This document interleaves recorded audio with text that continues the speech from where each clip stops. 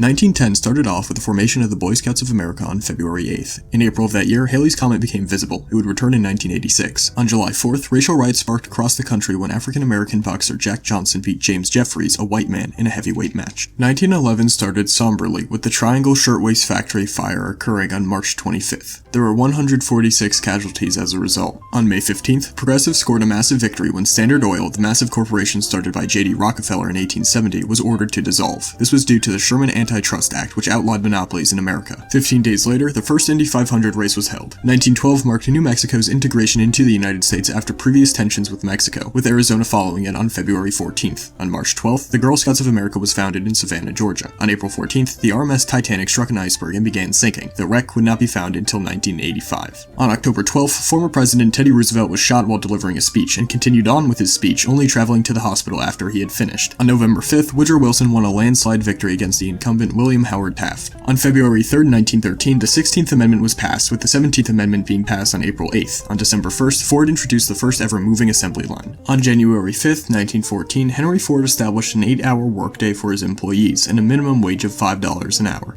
On August 15th, the Panama Canal officially opens. 1915 was defined by the multiple marches for women's right to vote, which would not be granted until 1920. Henry Ford sold his 1 millionth car on December 10th. 1916 was a tense time for U.S.-Mexican relations. Mexican General Pancho Villa attacked Columbus, New Mexico. The U.S. responded by sending 12,000 troops over the border to pursue and kill him. They were not successful. Woodrow Wilson secured his second term in office. Denmark sold the U.S. the Virgin Islands for $30 million on January 25th, 1917. The U.S. was shown the intercepted Zimmerman telegram on February 24th. The U.S. would join World War I on December 7th. 1918 was defined by the war, to which the U.S. sent a collective 4.7 million troops. Around 120,000 of them would not return. The war ended November 11th, 1918. Finally, in 1919, Teddy Roosevelt died on January 6th, more women's rights protests are held, and the decade ended with Babe Ruth's trade from the Red Sox to the Yankees for $125,000 on December 26th.